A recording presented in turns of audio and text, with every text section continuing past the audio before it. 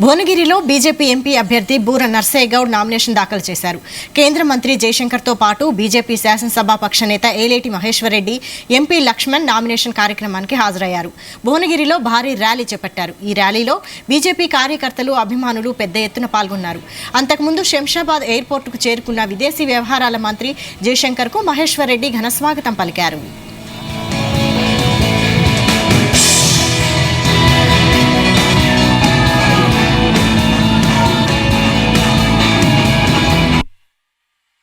వర్గానికి చెందిన నాయకుడుగా మీ మధ్య సేవ చేస్తాడు.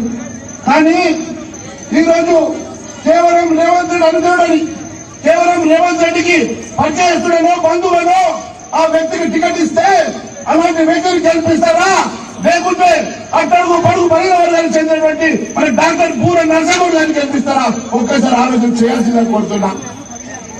మిత్రులారా, ఎన్నో హామీనిచ్చి గుండెకు మాటలు చెప్పి గంటకు మాట చెప్పి గత ఎన్నికల్లో ఓట్లు దండుకున్నటువంటి రేవంత్ రెడ్డి గారు ఏం చేయాలో అర్థం కాలే, ప్రజల మధ్యకి ఏం ముఖం పెట్టుకొని పోవాలో అర్థం కాలే.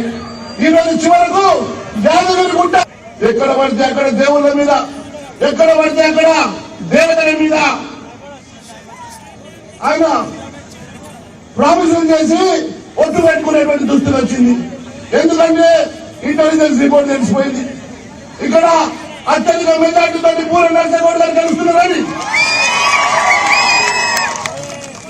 ఏదో ఒక రకంగా ప్రజల్ని నమ్మినారని ఈ రోజు దేవుడి మీద ఒట్టు పెట్టుకునే పరిస్థితి వచ్చింది. ఎన్నికలైనాక ఆ ఒట్టు తీసి కట్టు మీద పెడతాడు, మళ్ళీ సెటిల్ మీద ఎగబడతాడని తెలియజేస్తా ఉన్నా.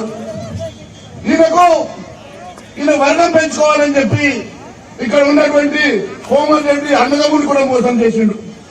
పాపం రాజగోపాల్ రెడ్డి భార్య టికెట్ వస్తుంది అనుకున్నాడు, చివరి వరకు ఆశపడ్డాడు. వర్గానికి చెందిన నాయకుడుగా మీ మధ్య సేవ చేస్తాడు. కానీ ఈరోజు కేవలం రేవంత్ రెడ్డి అనుచరుడని, కేవలం రేవంత్ రెడ్డికి పరిచయస్తుడనో బంధువునో ఆ వ్యక్తికి టికెట్ ఇస్తే అలాంటి వ్యక్తిని గెలిపిస్తారా, లేకుంటే అట్టడుగు పడుగు బలిన వర్గానికి చెందినటువంటి మన డాక్టర్ బూర